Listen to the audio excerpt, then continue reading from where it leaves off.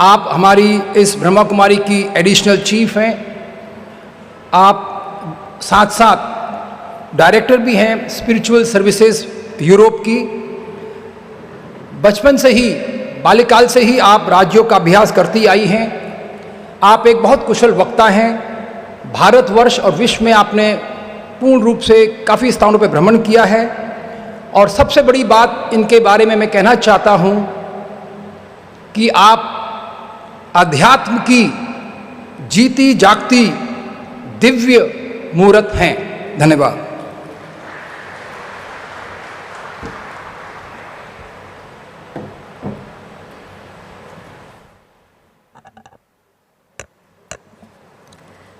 ओम शांति।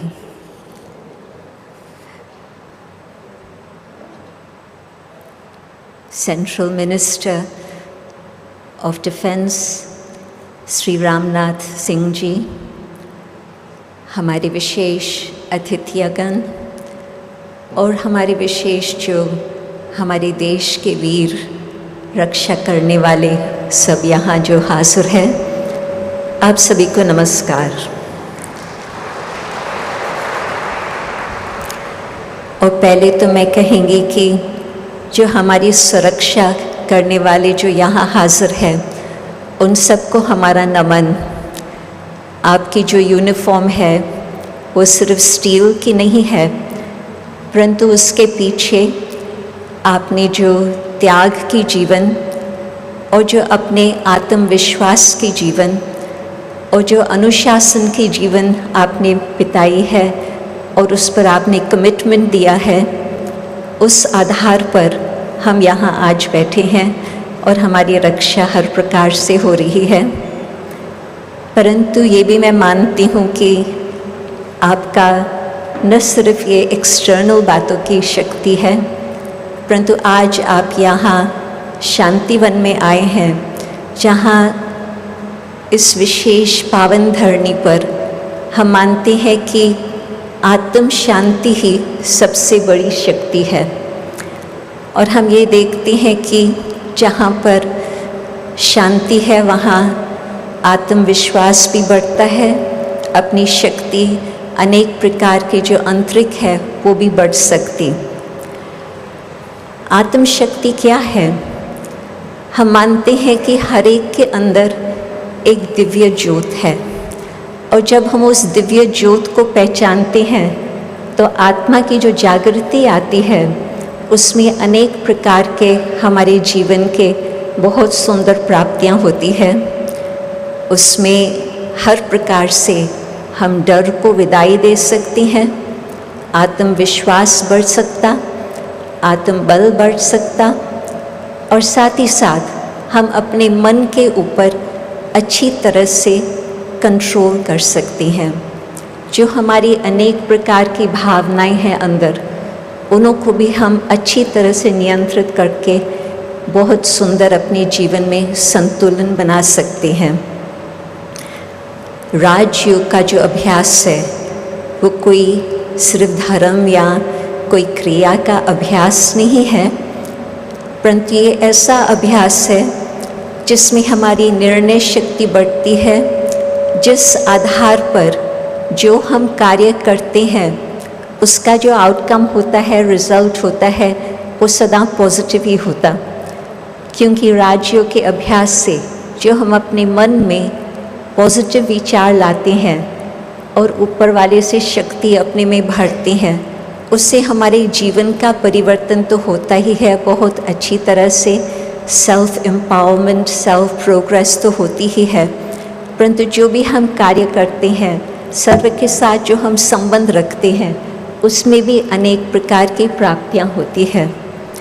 और बाकी मैं कहेंगी कि ये न सिर्फ सेल्फ डेवलपमेंट की या सेल्फ एम्पावरमेंट की बात है, परंतु यदि हम सरकार के हिसाब से भी देखेंगे तो आप सोचें, जहाँ पर सत्यता आधार है, जहाँ पर सेवा भावना है, जहाँ पर शांति एक स्वधर्म है, उस आधार पर जो भी बातें पॉलिसीज़ के रूप में आती है, उस सत्यता के आधार पर होने कारण वो बहुत ही देश की भी प्रगति होती, उसकी भी बहुत सुंदर प्रोग्रेस हो सकती।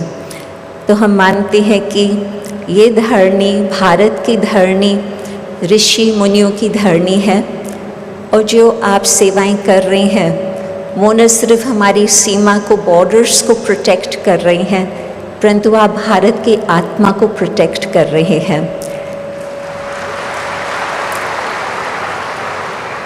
और मैं जानती हूँ कि सरकार के लिए भी यदि ये भावना है कि हम कुछ अच्छा कार्य करें देश के लिए, उसमें जब वो ऊपर से शक्ति होती, निर्णय शक्ति हमारी सही होती, तो हर कार्य हमारा सफल भी होता और सर्व के लिए उसमें कुछ कल्याण भी समाया हुआ होता। और ये जो हम लोगों ने कैंपेन शुरू किया है भारत के अंदर, हम ये मानते हैं कि भविष्य भारत जो पहले कुछ समय, सदियों पहले हम ये मानते थे कि भारत एक विश्व गुरु था, परंतु यदि आज हम उस सत्यता को स्वीकार करके आज हम अपना एम्पावरमेंट करते हैं स्पिरिचुअलिटी के हिसाब से, तो देश अवश्य ही ऐसे ही फिर से विश्व गुरु बन सकता।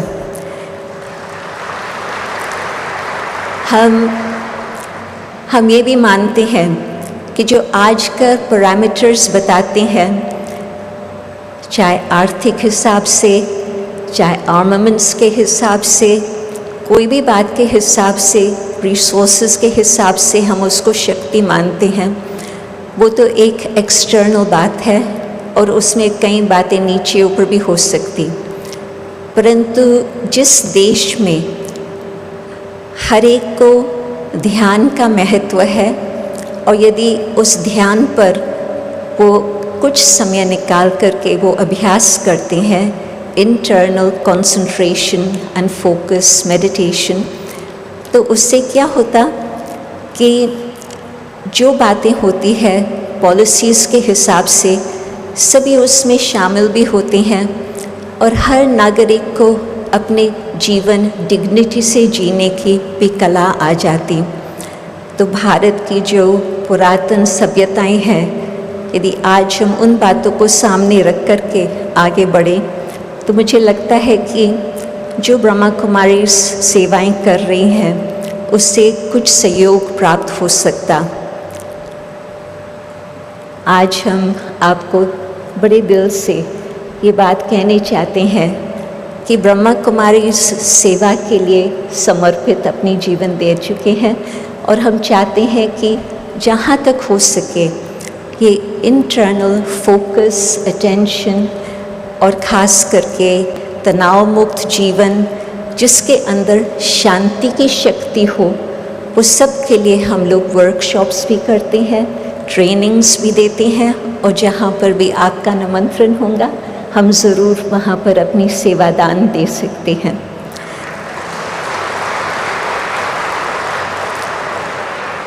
और मैं चाहूँगी कि अब कुछ चंद घड़ियों के लिए ये मेडिटेशन क्या है उसका थोड़ा हम अनुभव करें।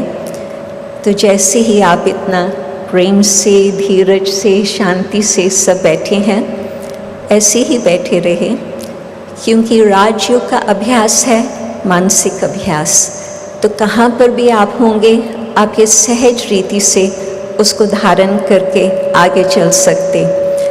उसमें मैं जो बातें बताती जाएंगी, मेरा निमंत्रण है कि आप उन बातों पर आप फॉलो करते जाना अपनी मानसिक स्थिति में। और मुझे लगता है कि आपको पता चलेगा कि एक तो ये कितना सहज है, परंतु साथ साथ उससे कितना सहज रीति से आत्मिक बल भी बढ़ता है और शांति की भी अनुभूति होती। शांति में बैठे इस श्रेष्ठ वातावरण में श्रेष्ठ संकल्प करते कि मैं हूँ एक ज्योति स्वरूप आत्मा, प्रकृति के बीच में निवास करने वाली। मुझ आत्मा का स्वधर्म है शांति। ये सोचते ही संकल्प जो पहले तेज चलते थे अभी धीरे चलने लगते, और ये रियलिटी में अनुभव होता कि मैं हूँ शांत स्वरूप आत्मा। सर्व शक्तियाँ मुझ आत्मा में मौजूद है। केवल मुझे ये स्मृति में लाना है कि मैं ये ज्योति स्वरूप हूँ। इस तन की भी बहुत ही कीमत है, परंतु चंद घड़ियों के लिए मैं मन बुद्धि को एकाग्र करती हूँ और आत्मा की आंतरिक शक्ति की जागृति होती जाती। शांत स्वरूप, सत्य स्वरूप, पवित्र स्वरूप, ये मेरे आदि गुण है। खुद को भूल गए तो ये गुणों से दूर चले गए, और अब जैसे ही स्वयं की स्मृति आती, सर्व शक्तियाँ, सर्व गुण उस निराकार ज्योति स्वरूप शिव परमात्मा द्वारा हमें प्राप्त होते। न केवल मुझे प्राप्त होते, परंतु ये शांति की शक्ति सर्वत्र फैलती जा रही और सब आत्माओं को भी ये शांति के किरणें पहुंचते जा रहे।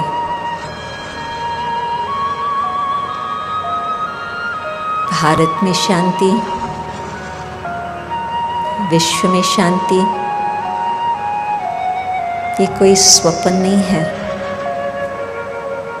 परंतु जैसे ही हम उस निराकार ज्योति स्वरूप को याद करते और सर्वशक्तिवान से वो शांति की शक्ति फैलती जा रही, ये अपना स्वप्न कि फिर से भारत का स्वर्णिम युग आ सके,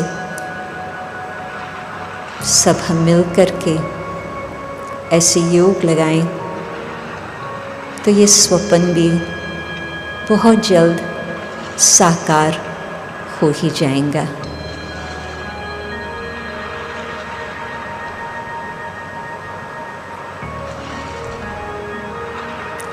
ओम शांति।